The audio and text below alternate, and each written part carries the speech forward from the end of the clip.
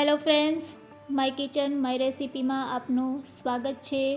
આજે આપણે કાચા પપૈયાના સંભારા બે પ્રકારના બનાવીશું।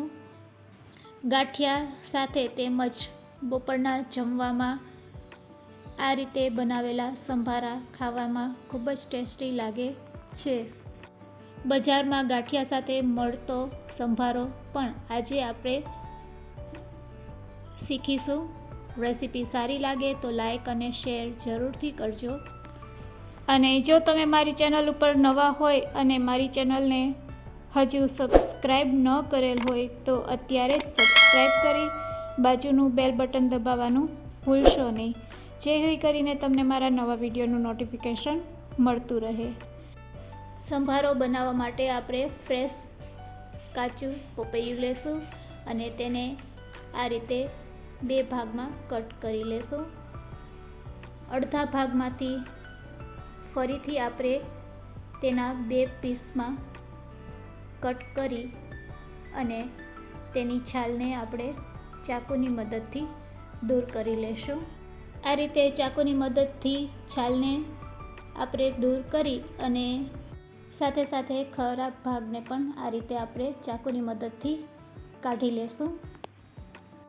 છાલ દૂર કર્યા પછી તેને આપણે લાંબી સ્લાઇસમાં આ રીતે કટ કરી લેશું અને પછી તેમાંથી મીડિયમ સાઇઝના આપણે આ રીતે ચાકુથી કટકા કરતા જઈશું।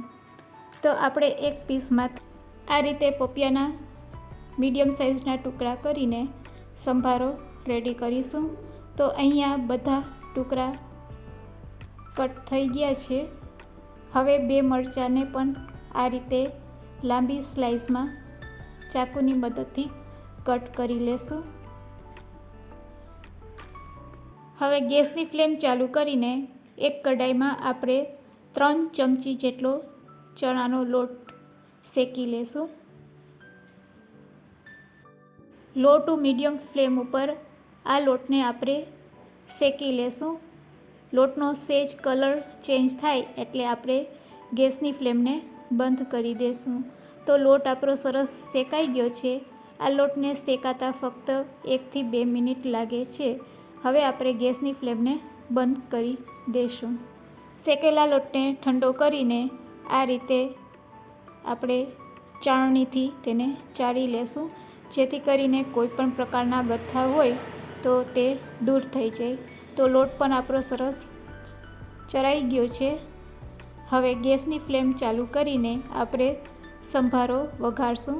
તો થોડું તેલ કઢાઈમાં એડ કરી તેલ ગરમ થાય એટલે અડધી ચમચી રાઈ અને થોડું જીરું એડ કરશું। રાઈ અને જીરું સરસ કકળી જાય એટલે ચપટીક હિંગ એડ કરશું।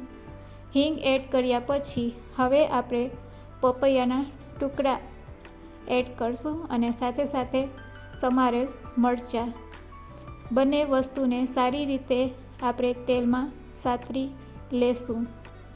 લો ફ્લેમ ઉપર તેને એકાદ મિનિટ માટે આ રીતે ચડવા દેશું। હવે તેમાં આપણે સ્વાદ અનુસાર મીઠું એડ કરશું અને થોડીક હળદર એડ કરશું। બંને વસ્તુને ફરીથી આપણે સારી રીતે મિક્સ કરી લેશું। હવે તેમાં આપણે 1 કપ જેટલું પાણી એડ કરશું। આ રીતે પાણી એડ કર્યા પછી તેને આપણે છીબાથી ઢાંકી દેશું। છીબાથી ઢાંકીને તેને ચડવા દેશું। 2 મિનિટ પછી આ રીતે પપૈયાને ચેક કરશો તો સંભારો 70% જેટલો સારી રીતે ચડી ગયો છે। તો તેમાં આપણે 2 ચમચી જેટલો શેકેલો લોટ ચણાનો એડ કરી દેશું। સંભારામાં થોડુંક પાણી હોય ત્યારે લોટને એડ કરવાનો। બચેલા આ લોટને આપણે સાઈડમાં રાખી દેશું।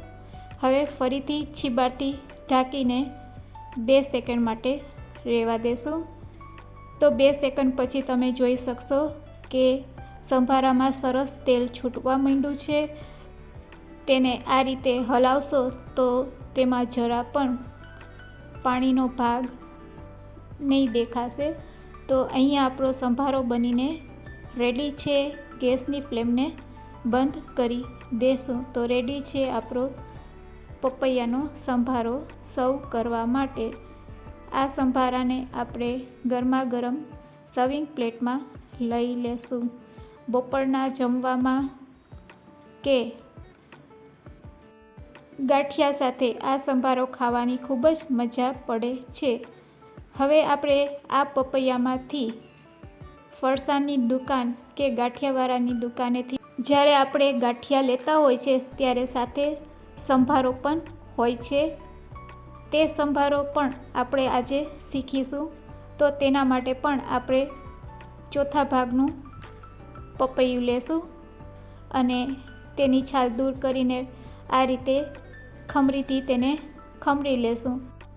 આ રીતે ખમરીથી પપૈયાને ખમરીને રેડી કરેલા પપૈયાની છીણમાં આપણે લાલ મરચું પાવડર, સ્વાદ અનુસાર મીઠું અને ચપટીક હળદર એડ કરી દેશું અને પછી બસ તેને આપણે ચમચીથી મિક્સ કરી દેશું.